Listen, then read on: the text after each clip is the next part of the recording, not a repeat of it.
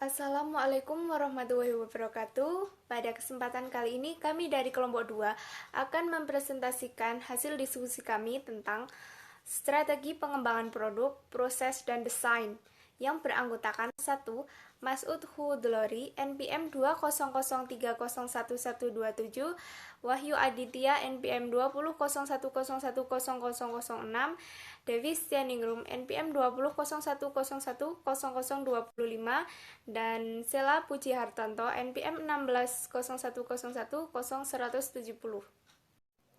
Pengembangan produk adalah suatu strategi dan proses yang dilakukan oleh suatu perusahaan dalam mengembangkan produk, memperbaiki produk lama atau memperbanyak kegunaan produk ke segmen pasar yang ada dengan asumsi pelanggan menginginkan unsur-unsur baru mengenai suatu produk tersebut. Tujuan dari adanya pengembangan produk adalah untuk memberikan nilai maksimal bagi para konsumen, memenangkan persaingan perusahaan dengan memilih produk yang inovatif, produk yang dimodifikasi, serta mempunyai nilai yang tinggi baik dalam segi desain warna, ukuran, kemasan, merek, dan ciri-ciri yang lain. Dan ada beberapa jenis strategi pengembangan produk menurut Kotler-Eller tahun 2008. Yang pertama, memperbaiki yang sudah ada. Dalam hal ini, suatu perusahaan menggunakan teknologi dan fasilitas yang ada untuk membuat yang ada, untuk membuat variasi dan memperbaiki produk yang ada. Yang kedua, memperluas lini produk. Jenis pengembangan produk dilakukan suatu perusahaan dengan cara menambah item pada lini produk yang sudah ada atau menambah lini produk baru. Dan yang ketiga, menambah produk-produk yang ada. Perusahaan dalam hal ini menambah atau memberikan variasi pada produk yang telah ada dan juga memperluas segmen pasar dengan melayani berbagai macam konsumen atau pembeli yang memiliki selera yang berbeda-beda.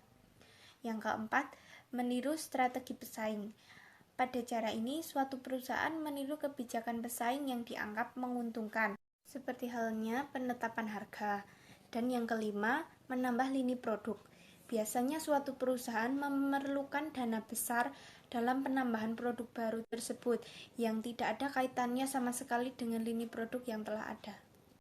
Dan yang selanjutnya ada tahap pengembangan produk menurut Shimamura tahun 2000. Yang pertama, analisis kebutuhan pelanggan. Yang kedua, permunculan gagasan. Ketiga, penyaringan ide dan evaluasi. Keempat, analisis bisnis. Yang kelima, pengembangan strategi pemasaran. Yang keenam, pengembangan produk. Yang ketujuh, pengujian produk dan pasar. Yang kedelapan, komersialisasi. Faktor pendukung dan penghambat pengembangan suatu produk.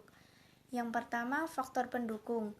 Faktor pendukung ada perkembangan teknologi, perubahan selera konsumen, persaingan, adanya kapasitas produk yang berlebihan, siklus hidup produk yang pendek, dan adanya keinginan untuk meningkatkan laba. Dan selanjutnya ada faktor penghambat. Yang pertama, kekurangan gagasan mengenai produk baru yang penting di bidang tertentu. Yang kedua, pasar yang terbagi-bagi karena adanya persaingan yang ketat. Yang ketiga, kendala sosial dan pemerintah. Yang keempat, mahalnya proses pengembangan produk baru. Yang kelima, kekurangan modal. Lalu yang keenam, ada waktu pengembangan yang lebih singkat. Yang terakhir, ada siklus hidup produk yang lebih singkat. Strategi proses atau proses strategi adalah sebuah pendekatan dari organisasi untuk mengubah sumber daya menjadi barang dan jasa. Tujuan strategi proses adalah menemukan suatu cara memproduksi barang dan jasa yang memenuhi persyaratan dari pelanggan dan spesifikasi produk yang ada dalam batasan biaya dan batasan material lain. 4. Strategi proses. 1. Fokus proses adalah sebuah fasilitas produksi yang diorganisasikan di sekitar proses-proses untuk memfasilitasi produksi bervolume rendah, tapi keragamnya tinggi pada tempat yang disebut job shop. 2. Fokus pada produk adalah fasilitas yang diorganisasikan di sekeliling produk, sebuah proses berorientasi produk bervolume tinggi tetapi berkeragaman rendah. Proses ini juga disebut proses kontinu sebab mempunyai lintasan produksi yang sangat panjang dan kontinu. 3. Fokus kustomisasi massal. Manajer operasi telah memproduksi jasa dan barang-barang pilihan ini melalui apa yang disebut dengan kustomisasi massal. 4. Fokus yang repetitif. Proses produksi yang berorientasi pada produk yang menggunakan modul atau bagian atau komponen yang telah dipersiapkan yang sering berada dalam proses yang analisis dan desain proses. 1. Diagram alur merupakan sebuah skema atau gambar dari pemindahan bahan materi produk atau orang. 2. Pemetaan fungsi waktu mengindikasikan aktivitas di mana tanda panah mengindikasikan arah dan waktu pada sebuah horizontal. Jenis analisis ini memungkinkan penggunaan untuk mengidentifikasi dan mengeliminasi hal-hal yang tidak diperlukan seperti langkah tambahan, duplikat, dan penundaan. 3. Pemetaan arus nilai. Idenya adalah untuk memulai dengan pelanggan dan memahami proses produksi, tetapi pemetaan arus nilai memperluas analisis kembali ke pemasok. 4. Grafik proses. Diagram ini mengidentifikasikan semua operasi penambahan nilai atau kebalikan dari inspeksi, penyimpanan, penundaan, dan transportasi yang tidak menambahkan nilai. Memungkinkan untuk presentasi dari nilai yang ditambahkan pada keseluruhan aktivitas. 5.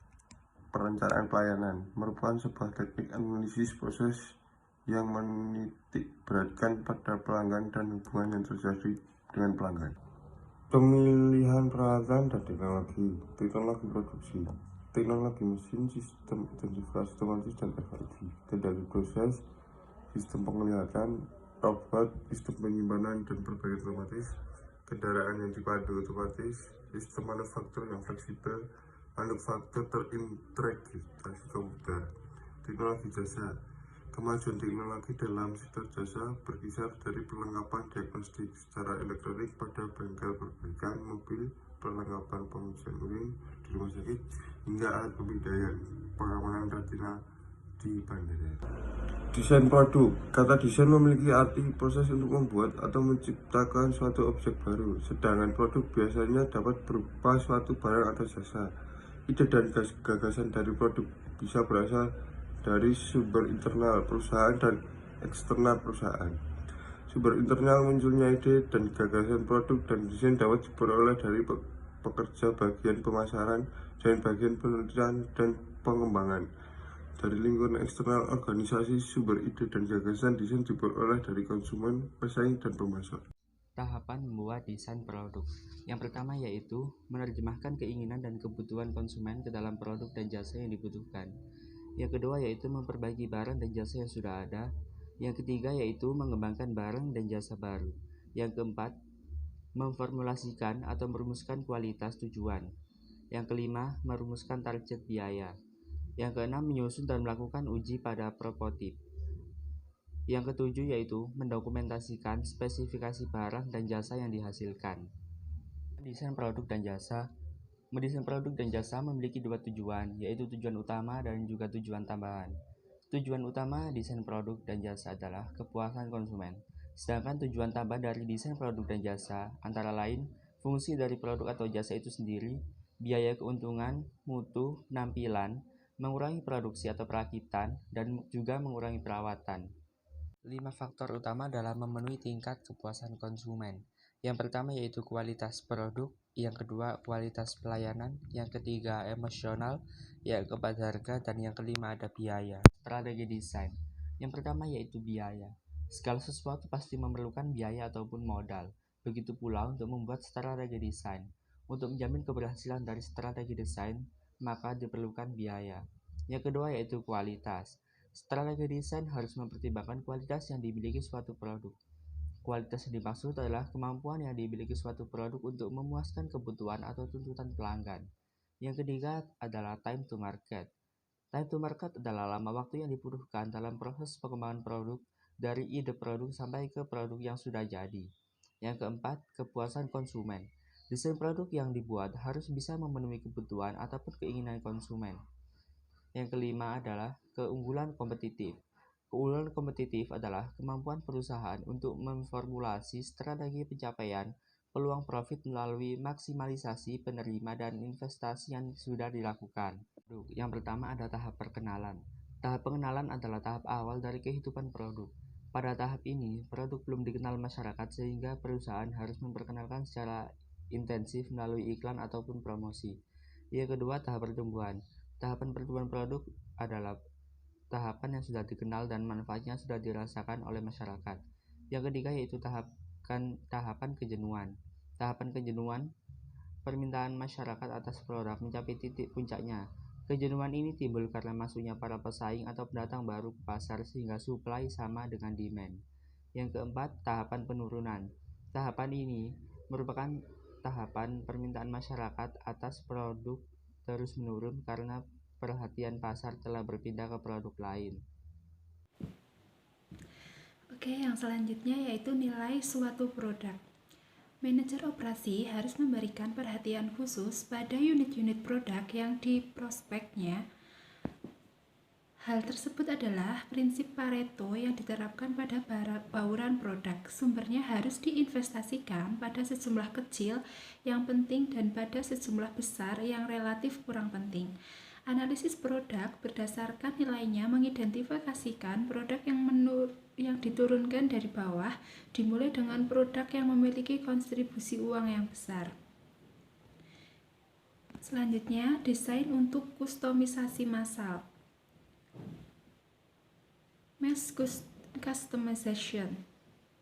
Delayed differentiation adalah suatu teknik penundaan. Dengan teknik ini, suatu produk atau jasa diproduksi secara tidak lengkap sehingga keinginan konsumen atau spesifikasi kebutuhan konsumen diketahui. B. Modular design adalah mengelompokkan berbagai bagian dalam satu komponen yang dengan mudah saling mengganti yang lain. Untuk yang selanjutnya, reliabilitas. Aspek yang diketahui terkait reliabilitas produk ataupun konsumen. Yang pertama ada reliabilitas terkait dengan lamanya waktu penggunaan. Untuk yang kedua ada kondisi penggunaan. Untuk yang ketiga dapat diterapkan pada komponen individual maupun produk secara keseluruhan. Untuk yang keempat, seberapa serius kerusakan. Yang kelima, seberapa cepat suatu kerusakan diganti atau diperbaiki. Untuk yang keenam, reliabilitas sistem dapat diganti dengan komponen lain yang lebih baik. Untuk yang ketujuh, seberapa besar derajat kerusakan. Untuk yang terakhir, ada reliabilitas terkait dengan pemeliharaan. Untuk yang selanjutnya, terdapat dua probabilitas dan reliabilitas. Probabilitas produk ataupun sistem berfungsi dalam given for fungsi reliabilitas berfokus pada one point on time. Model ini digunakan jika sistem harus diproses dalam suatu waktu atau waktu yang relatif pendek. B. Probabilitas produk ataupun sistem berfungsi dalam given time. Model ini berfokus pada lamanya perbaikan ataupun layanan. Dengan demikian, probabilitas tercermin relatif terhadap waktu. Untuk yang terakhir, cara potensial untuk meningkatkan reliabilitas. Yang pertama ada meningkatkan desain produk. Untuk yang kedua, meningkatkan teknik produksi ataupun teknik perakitan. Untuk yang ketiga, meningkatkan upaya pengujian. Yang keempat, menggunakan redundancy, menggunakan prosedur pemeliharaan preventif, meningkatkan pengetahuan pemakai, dan yang terakhir ada meningkatkan sistem desain. Sekian presentasi dari kelompok kami. Wassalamualaikum warahmatullahi wabarakatuh.